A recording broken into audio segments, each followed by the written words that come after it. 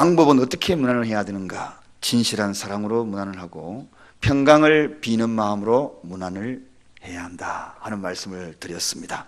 오늘은 위대한 결단입니다. 결단을 해야 할 때에 하는 것이 위대한 결단이고, 또 그 결단을 통하여서 일관성 있는 마음으로 나아가는 그 결단이 위대한 결단입니다. 결단은 아끼는 것이 아닙니다. 결단은 해야 할 때 쏟아놓는 것이, 바로 하는 것이 위대한 결단입니다. 어떤 청년이 어슬렁어슬렁 저녁쯤에 나가보니까 노인들이 335 지어서 앉아서 이야기를 하고 있는데 눈이 잘 보이지 않아서 옆 사람에게 잘 보이느냐 안 보이느냐 이런 것으로 실갱이를 하고 있는 것입니다.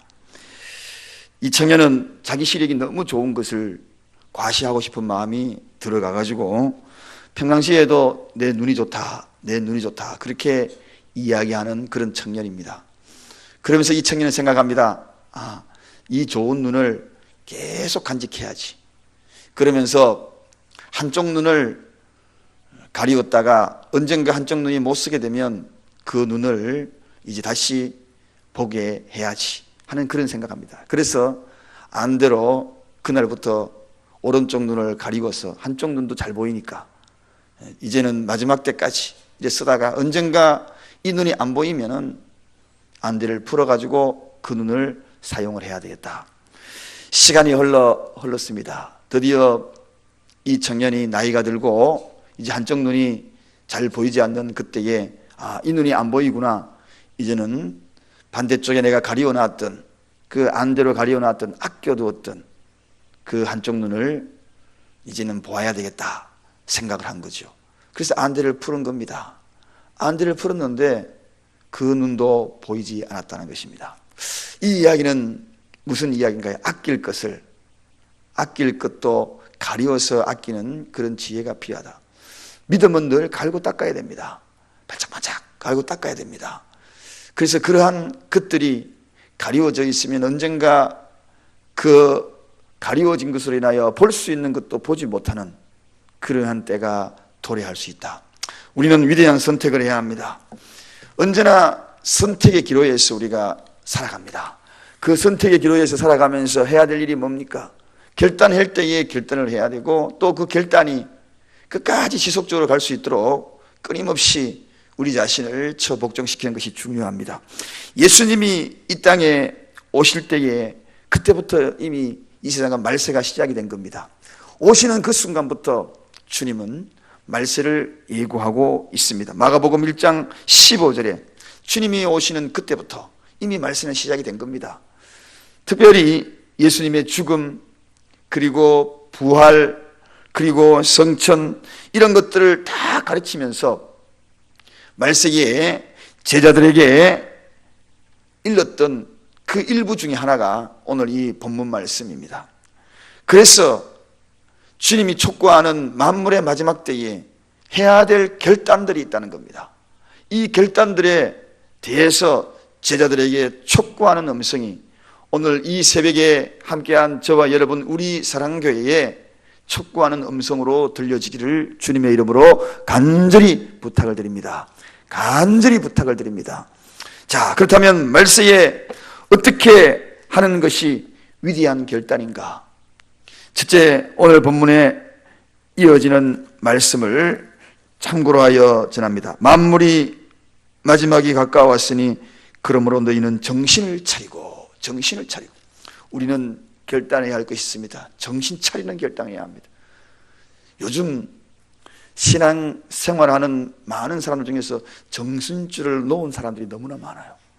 정신줄을 놓고 있어요. 정신을 차려야 합니다.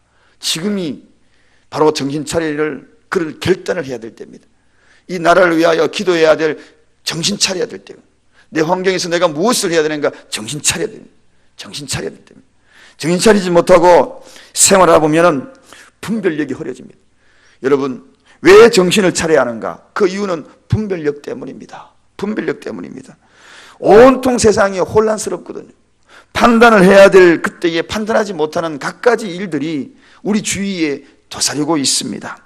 난리가 일어나고 환란이 일어나고 기형적인 사건들이 곳곳에서 일어나다 보면 사람들이 판단이 흐려집니다. 그래서 이 판단을 제대로 하지 못하여서 그 판단이 무너지다 보니까 큰 실수를 할 때가 너무나 많고, 자기가 가야 할 길을 제대로 가지 못하는, 정말 진정으로 가야 되는 그 길을 가지 아니하고 엉뚱한 길을 가면서도 바른 길인 양 생각하는 이들이 너무나 많다는 것입니다. 심지어는 성도들도 마찬가지. 그래서 오늘 이 본문 말씀은 마지막 때가 되면 판단력이 흐려지니까 말세에는 분별력을 가지도록, 그래서 우리는 결단해야 합니다. 정신을 차리는 결단해야 합니다. 나는 지금 무엇에, 어떤 것에 가장 목표를 두고 달려가고 있는가? 내가 지금 생각하는 것을 가지고 가만히 돌아보면 무엇을 생각하고 있는가? 생각하는 주요 요지가 무엇인가? 오늘 하루에 생각하는 주요 요지가 무엇인가? 무엇을 위하여서 오늘 하루도 살아갈 것인가? 제가 가끔 기도하다가 새벽이든 이런 기도를 종종 할 때도 아마 성도님들이 많이 들어보셨을 겁니다. 지난밤에도 내 생명을 연장시켜 주신 하나님, 지난밤에도 우리의 생명을 연장시켜 주신 하나님 감사합니다. 그런 기도를 참으로 저도 모르게 입에서 비어서 툭툭 튀어나옵니다. 이 기도를 하게 된 배경은 신학교 다닐 때에 여자 교수님이 헬라어를 가리키는 교수님이 수업 시작 전에 나이가 은퇴하신 그러한 나이였어요. 그런데 끝까지 후학들을 위하여서 가르치시겠다고, 거의 꼬부랑 할머니 수준인데 머리가 허여 백발해. 그런데 그 할머니 교수님이 나와서 마이크를 잡고 강의하기 전에 지난밤에도 우리의 생명을 연장시켜 주신 하나님, 하나님이 우리의 생명을 연장시켜 주신 것은 이유가 있어. 분명한 이유가 있어서 내 생명을 연장시켜 주신 모습 믿습니다. 이런 기도를, 그때 제가 저도 모르게 그 마음에 그 기도가 저한테 탁 피꽂힌 거예요. 아, 젊은 사람이든 나이 든 사람이든 하나님이 생명을 연장시켜 주는 이유가 있다. 이 생명을 연장시켜 주실 때에 그 연장시켜 주신 그 의미를 깨닫지 못하고 살아간다는 것만큼 어리석은 것이 없다는 것. 여러분, 그래서 우리는 정신을 차려야 돼요. 그래서 이 교수님이 하는 말이, 매일매일 내 생명을 연장시켜 주기 때문에 자기가 자기 자신을 정신 차려야 되겠다. 내가 정신이 희미해가지고 학생들을 제대로 못 가르치면 어떡하나, 내가 말을 하더라도 실수하는 말을 어떡하나, 하면 어떡하나, 제대로 가르쳐야 되는데 잘못 가르치면 어떡하나. 그래서 스스로 늘 정신 차려야지, 정신 차려야지, 정신 차려야지, 이렇게 이야기했다는 것입니다. 여러분, 정신 차려야지 않으면 안 됩니다. 실제로 데살로니가 교회에서 그런 일들이 벌어졌습니다. 거짓 교사들이 난무하고, 그리고 유언비어들이 난무했습니다. 거짓 교훈들이 그 교회에 아주 들끓었습니다. 사람들이 혼탁해지는 거죠. 정신을 차리지 아니하니까 어느 것이 진짜인지 분별을 못하고 갈 바를 알지 못하여 스스로가 분쟁이 일어나고 편이 갈라지고 거짓이 오히려 득세하고 막 이런 일들이 막 일어나는 겁니다. 사랑하는 여러분, 말세에 우리가 정신을 차려야 합니다. 가정에서도 정신을 차려야 되고, 지금 회사에서도 정신을 차려야 되고, 교회에서도 정신을 차려야 되고, 정신을 차려야 된다는 그러한 의미를 가지는 것이 오늘 위대한 결단입니다. 내가 이렇게 살아서 안 되지. 하나님이 내 생명을 나이가 많든 적든 연장시켜 주신 것은 정신 차리고 이 땅에서 주어진 하나님이 주시는 그 일들을 제대로 감당하려고 오늘도 나를 생명을 연장시켜 주셨구나. 내를 눈을 뜨게 했구나. 이런 눈 뜨고 해서 살아가는데 정신이 희미하면 안 되겠지 하면서 안개 같은 어두워진 우리의 혼탁한 이 세상을 바라보면서 정신 차리고 나가는 그러한 결단이 있기를 주님의 이름으로 간절히 축원드립니다. 두 번째입니다. 두 번째 오늘 이어지는 말씀이 뭡니까? 건신하여, 그러므로 건신하여 기도하라, 그렇게 이해합니다. 이러한 결단이 있어야 합니다. 건신하여 기도하라. 건면하고 성실하게, 신실하게 멈추지 말고 기도하라. 여러분, 기도는 내 몸에 배어 있어야 됩니다. 어제도 말씀을 드렸죠. 습관적으로 내 몸에 배어 있는 것, 변하지 않게 배어 있는 것, 성품입니다. 기도가 성품이 되어야 합니다. 내 몸에 아집스럽고 고집스러운 그러한 성격이 내 속에 배어있는 것, 그것이 바로 기도가 되어야 한다는 겁니다. 건신하여 내가 기도해야 되겠다, 이런 위대한 결단.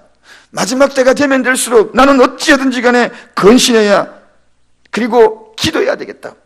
여러분, 말세를 살아가는 성도들에게 정말 요구되는 그러한 말씀.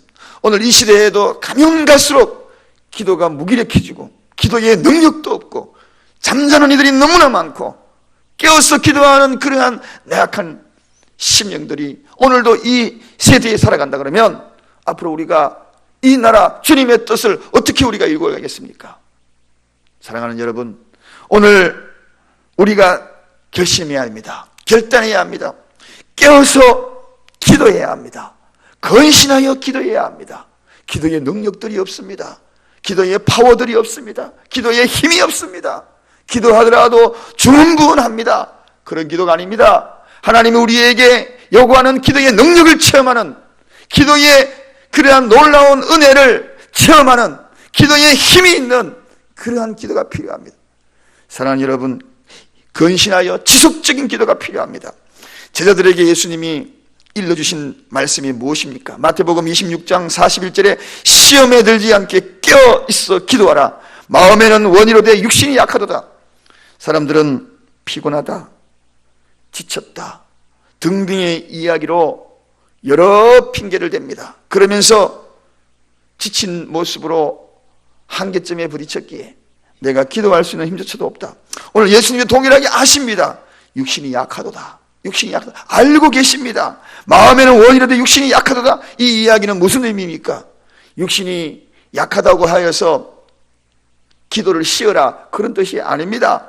시험에 들지 않도록 그래도 기도해야 된다는 것입니다. 그 육신을 이길 수 있고 육신을 지배할 수 있는 그러한 유일한 대안은 영적인 호흡인 기도라는 것입니다. 여러분, 오늘 이 시대에 육신이 나약해져 있고 지쳐 있고 그럴 때일수록 우리가 해야 될 일이 있습니다. 그 육신을 지배하는 것이 무엇인지, 육을 지배하는 영을 깨우는 그런 기도가 절실히 필요하다는 것입니다. 그러므로 시험 들지 않도록 기도하라. 시험 드는 자의 보편적인 현상이 뭔지 아십니까? 잠자는 기도, 깨어있지 않는 기도를 드리는 사람은 반드시 시험 듭니다. 앞에 나와서 기도하고 앉아서 기도하고 우리가 끊임없는 기도를 한다 할지라도 시험 드는 이유는 따로 있습니다. 영혼을 깨우는 기도를 드리지 않으면 우리는 시험 듭니다. 육의 기도를 드리는 자는 반드시 시험 든다는 것입니다. 내 육체가 주님 앞에 나와서 기도한다 할지라도 영을 깨우시기를 주님의 이름으로 축원드립니다. 그 기도를 드려야지 시험에 들지 않는 기도라는, 마지막 때에는 이런 기도가 필요합니다. 하나님, 나는 결코 시험 들지 않는 기도를 하겠다. 여러분, 하나님 앞에 오늘 위대한 결단을 하십시오. 시험 들지 않겠다. 말세에는 어떻게 살아가야 되는지 사람들은 혼돈한 그런 세대, 스스로 자기 육체를 다스릴 수 없는 그런 지경에 간다는 것입니다.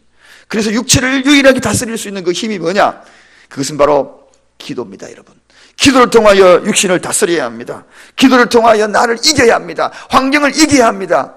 세상을 끌고 갈 수 있는 힘을 공급받아야 합니다. 영적인 호흡인 이 기도해야 되겠다는 것, 이 위대한 결단입니다. 여러분, 오늘이 수능입니다. 제가 TV 보니까 참 놀라운 일들이 많이 있더라고요. 학사모와 비슷하게 닮은 그러한 돌부처, 거기에 수많은 사람들이 그 앞에 와가지고 그 절에 와서 기도하는 모습을 지켜봤습니다. 우리 아들, 우리 딸 하면서 수능을 위하여 기도하는 모습을 봅니다. 그런데 옛날과 달리 교회의 화면들은 뉴스에 전혀 비치지 않는 것을 봅니다. 교회에 와서 기도하는 부모들이 그렇게 없어져 버려요. 절에는 여전히 하는데 이 교회에 와서 기도하는 사람들이 옛날하고 달라져. 요즘은 기도 잘 하지도 않더라는 것입니다. 심각한 문제입니다. 여러분, 여러 종교들의 전통을 쭉 보면은 전부가 별로 변화가 없어요. 그냥 옛날이나 지금이나 쫙 흘러갑니다. 그런데 유일하게 기독교만 서서히 지금 성도 줄어들고요. 그렇습니다, 여러분. 불교 그리고 캐토릭 줄어들지 않습니다. 유일하게 기독교만 줄어들고 있어요.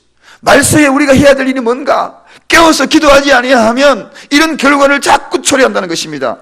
그러므로 성도들이 해야 될 그러한 모든 말세에 우리가 진정으로 해야 될 결단, 깨어서 기도해야 합니다. 깨어서 기도해야 합니다. 중직자 여러분, 깨어서 기도해야 합니다. 깨어서 기도해야 합니다. 잠자는 소리가 너무 많이 들려요. 깨어서 기도해야 합니다. 눈을 뜨고 기도해야 합니다. 부르짖어 기도해야 됩니다. 호흡처럼 기도해야 합니다.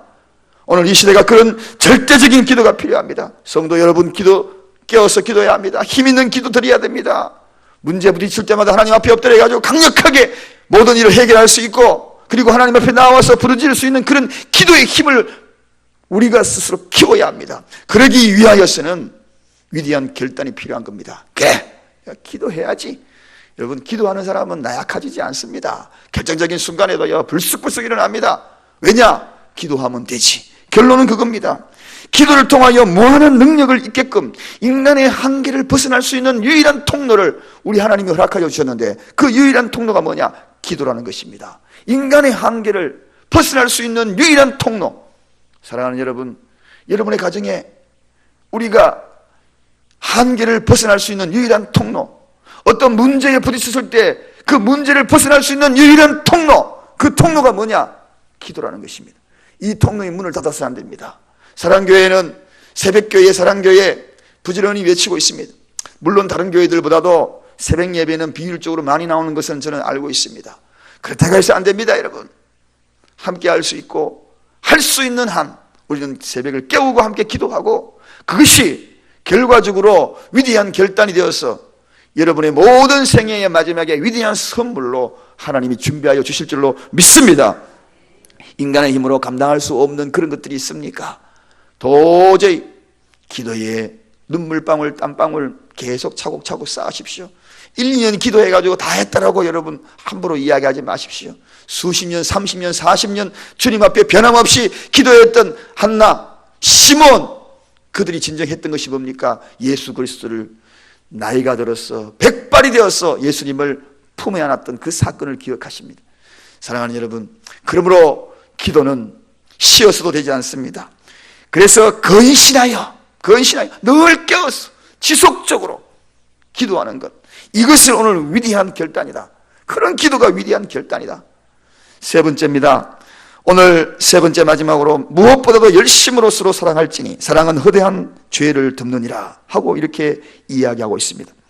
잠언 10장 12절에 동일한 내용이 나옵니다. 무엇보다도 열심으로 서로 사랑하라. 무엇보다도, 앞에 이 무엇보다도, 이게 중요합니다. 무엇보다도 위대한 결단입니다. 내가 모든 결과론을 따지기 전에, 지금 진행되어지는 것을 따지기 전에, 출발을 따지기 전에 가장 먼저 생각해야 될 것이 있다면 무엇보다도 사랑하는 것입니다. 사랑하는 것입니다. 오늘 여기에 사랑이라는 것은 이어져 나오는 말씀과 동일한 내용, 그 내용을 설명하는 것을 보게 됩니다. 무엇보다도 열심으로 서로 사랑할지니 사랑은 허다한 죄를 덮느니라. 그 뒤 이어지는 말씀이 허다한 죄를 덮느니라. 여러분, 이 이야기는 무슨 이야기인가요? 우리가 사랑하면 하나님께서 내 허다한 죄를 덮어주신다는 것입니다. 저와 여러분들의 모든 죄성들을 사랑의 그 결과에 따라 가지고 우리를 덮어주시는 은혜를 누릴 수 있다. 이 대원리가, 용서의 대원리가 이 사랑의 원리에 포함되어 있다는 겁니다. 그러므로 우리는 이 결단을 해야 합니다. 무슨 결단을? 무엇보다도 어떻게 열심히, 무엇보다도 열심히 사랑해야 될 대원리. 왜냐하면 허다한 나의 죄성들이, 허다한 나의 허물들이 그걸 통하여서 하나님이 덮어주신다는 것입니다. 여기에는 신비한 비밀이 있지 않습니까? 마태복음 6장 12절에 우리가 우리에게 죄를 사하여 준 것 같이 우리 죄를 사하여 주옵시고, 거기에 바로 이 대원리가 들어가 있습니다. 우리가 우리 죄를 사하여 준 것 같이 우리 죄를 사하여 달라는 것, 내가 사랑하는 것, 무엇보다도 사랑하는 것, 열심히 사랑하는 것, 그 결과에 따라서 나의 모든 허물과 나의 모든 죄성들이 덮어진다는 것, 용서함을 받을 수 있다는 것. 그러므로 우리는 결단해야 합니다. 이 나라도 결단해야 합니다. 우리 교회도 결단해야 합니다. 여러분의 가정에도 결단해야 합니다. 죄성들을 용서받는 것은 회개, 그것으로 끝나지 않습니다. 회개하는 자의 특징이 뭔가? 그 특징은 다른 것으로 나타나는 것이 아닙니다. 사랑의 열매로 나타납니다. 그 사랑의 열매로 나타날 그때에 허다한 죄, 허다한 허물들이 주님의 은혜로 다 덮어지는 것입니다. 그분의 사랑의 보자기로 다 세워져서 보이지 않게 되는 것입니다. 코펠, 역청으로 가리워지는 것입니다. 그 모든 것들이 바로 여기서 출발되는 것입니다. 그래서 베드로는 열심히 사랑해라. 사랑하는 것만이 우리의 허물이 덮어지는 것이고, 사랑하는 것만이 우리의 죄성이 씻김을 받는 통로라고, 무엇보다도 사랑해라. 열심히 사랑해라. 사랑하는 여러분, 그렇습니다.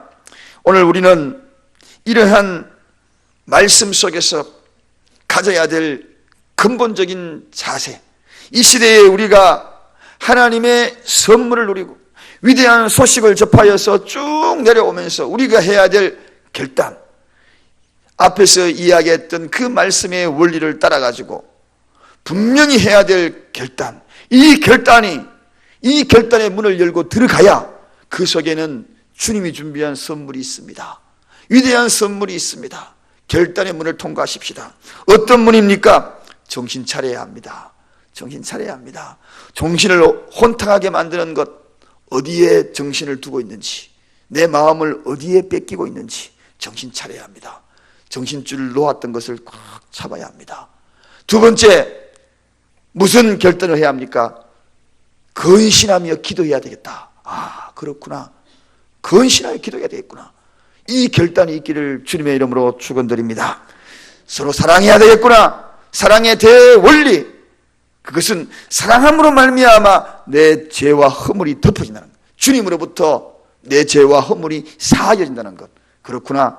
내가 열심히 생활하는 건 중요하고 회개도 열심히 하지만, 그러나 그 속에 사랑이 없다면 그 회개가 진정한 회개가 될 수 없다는 것. 오늘 이 말씀을 잘 기억하면서 세 가지의 위대한 결단들이 저와 여러분에게 있기를 주님의 이름으로 간절히 축원드립니다.